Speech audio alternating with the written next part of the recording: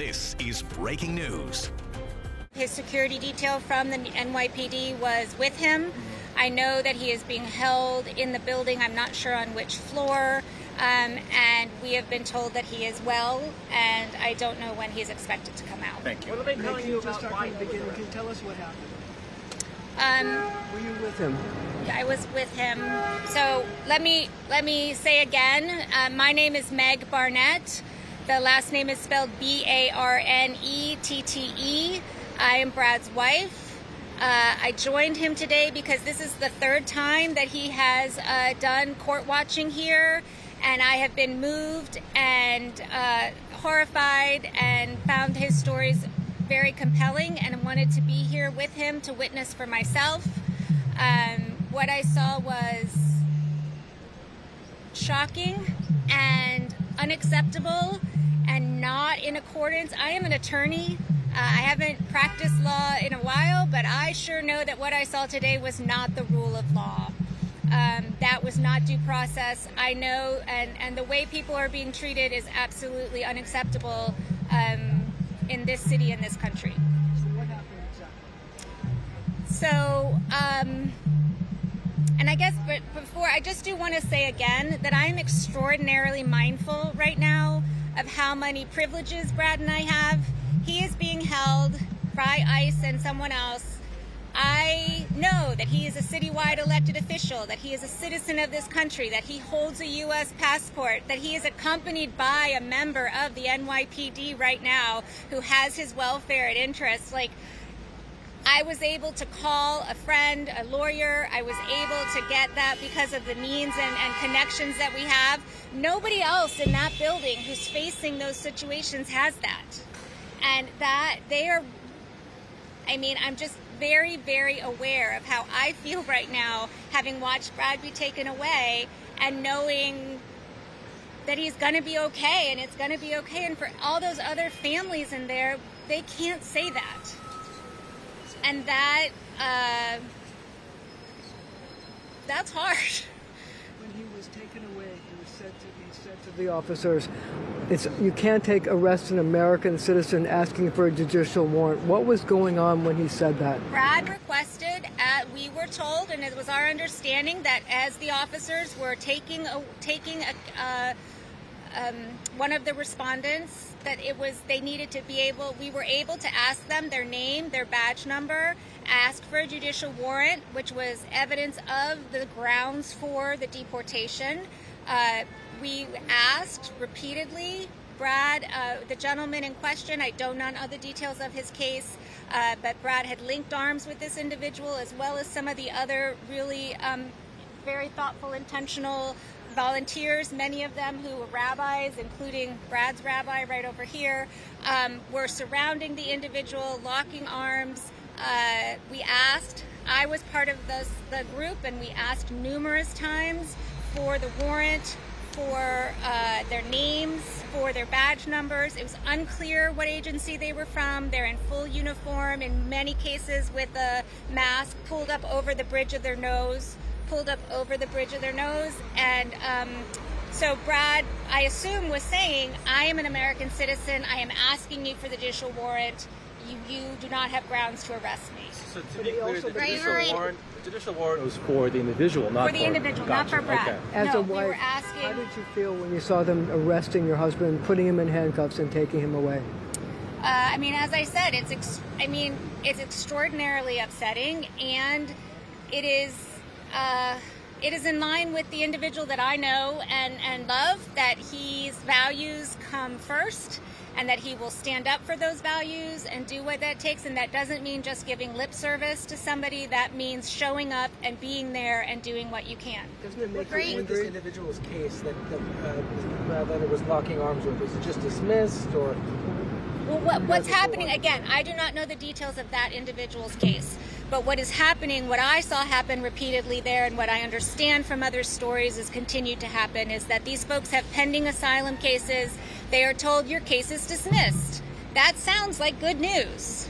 It is not good news. What that means is that you are subject to immediate removal upon you leave the courthouse, the courtroom, and the ICE agents are lining the hallway. And that is not explained to people. They are told, the people I watched were told that they had a right to appeal, that they had a month in which to do so. They were given a date. They're told by July something something, you have to appeal. That's what their understanding is. And in some cases, the translation was on Zoom. In another case, I am not sure that the translation was offered in the person's original language. And in any case, the folks did not understand their rights. And so that's why the person was taken. Great. Hey, everyone, we're going to be a little orderly here. I'm going to have give the Comptroller's wife a break. We're going to have the public advocate speak a couple words. Thank you. First, I just want to say thank you to Brad Lander. Yeah. Thank you. Sometimes all the power we have is to be present and to witness what is happening. And everyone of any moral character, any moral consciousness, will be thanking Brad Lander for being that witness and using what he could where he was with what he had to try to help someone. What is happening in this country, what is happening in that building, is simply unacceptable. And as we hear, most of it sounds like it's not even legal. But I want to move aside from that because it is immoral. And what we have learned is that immoral things, whether or not enshrined in law, needs to be fought back against. We should not just abide by immoral orders from an immoral president. What is happening, they are kidnapping our neighbors off of the street. They are bamboozling them, they are tricking them to tell them to come here and something good will happen. And when they hear the court news, they believe something good has happened. And then they're faced with people in fatigues with masks on their faces and they're taken, having not understood even what just happened legally and what their recourse is. That is something that we all have to stand up against. And I'm so proud to call Brad a friend, that he will use what he had and came and say, I am going to be a witness, and step forward. So I thank him. There's a lot of leaders in this city. I hope they all step up. This is just me speaking. There's people running for mayor. I hope they condemn what's happening and demand Brad's release. Mayor Eric Adams needs to condemn what happened and demand his release. The people of New York City are looking for leaders like Brad to say we who have more privilege are going to do the best that we can to stand in the gap. This is what's happening, folks. No matter where you are on the ideological spectrum, they are not dealing with gangs and criminals and all that stuff that you've heard. This is literally your neighbors. This is literally people who keep this city going. They're bamboozling and kidnapping with masks. Can you imagine the fear and the horror that's going on there? Hopefully Brad will be an inspiration for folks to step up. This is really scary time, folks. And New York City needs to see their leaders stepping up.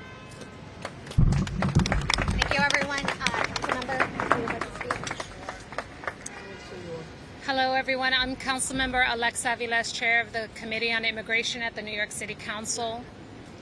What you saw here, people have been experiencing these several months. This is an abomination. Yeah. The violence that you witness from a sitting citywide elected official who was simply standing to bear witness what is happening to other humans, that violence that you saw him experience. Just imagine what they do to people who are less well known. Yeah. Do not forget, they are doing this across the country. Yeah. You've seen them ripping children from their mother's arms. This is not only immoral, this is completely wrong. And this is not the country we are fighting for. And so I 100% stand here to agree with our public advocate that we need every candidate every elected official to say this is absolutely wrong and should not be happening in New York City, and demand the immediate release of our city controller, Brad Lander. I do thank him for standing up for the voiceless. If standing up for people who are being targeted meets with this kind of violence, then you only know what is next. So I ask all New Yorkers to stand up and organize and say this is wrong, not in our city. We do not want ICE here. We have a multiracial city that is built by immigrants, on the back of immigrants, and will continue to move forward with immigrants, and we will not stand for this behavior. Free Brad Lander right now and stop this awful, I can't even think of the words, I'm so mad. And I'm so deeply saddened for his family who has to witness this, and to every other person who's getting duped in that building, who's getting taken by masked people. Could you imagine being taken by someone who won't tell you who they are, who they're working for? If they do that to Brad, they're coming for everybody else. Folks need to open their eyes. This is not a them. This is an us situation.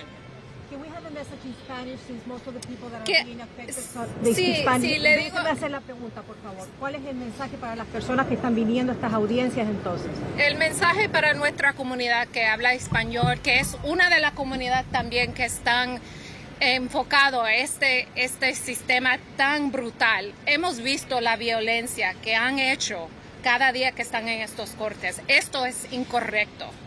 Esto es mal, esto es contra la ley, contra la democracia. Nuestro controlador sí, es una persona electo que estaba ahí solamente para caminar las personas afuera.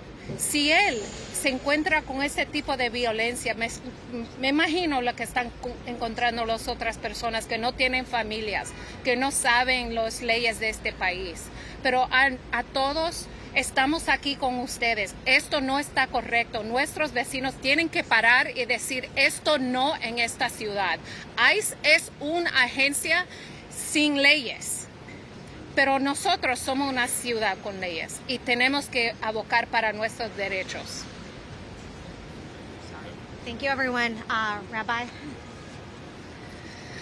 Good afternoon, everybody. I'm Rabbi Ellen Lippman. I'm the Rabbi Emerita of Kolot Chayenu in Brooklyn, and I am a proud board member of Jews for Racial and Economic Justice. I have been Brad Lander's rabbi and his family's rabbi for more than 30 years. But I didn't come here today because he was arrested. I came here today with Jay Fridge to participate as he was in providing accompaniment to people who are being taken out of courtrooms, out of elevators, out of sidewalks in this city. I learned when I came out, because I was on a different floor inside Federal Plaza, that he had been arrested. I share the public advocate's view that I have never been as proud of him as I am today, and I've known him in many situations. I have never been as ashamed to be an American or a New Yorker as I feel today, except for the uprising from all of the incredible New Yorkers who represent the good and the true and the right in this city. We are here, as Brad was, to interrupt this horror, to try to put our bodies in the line so that people who have less facility in English, less resources, less assistance might not be taken. As people have said, this situation is a horror. It is not only illegal, it is immoral. This has been breaking news.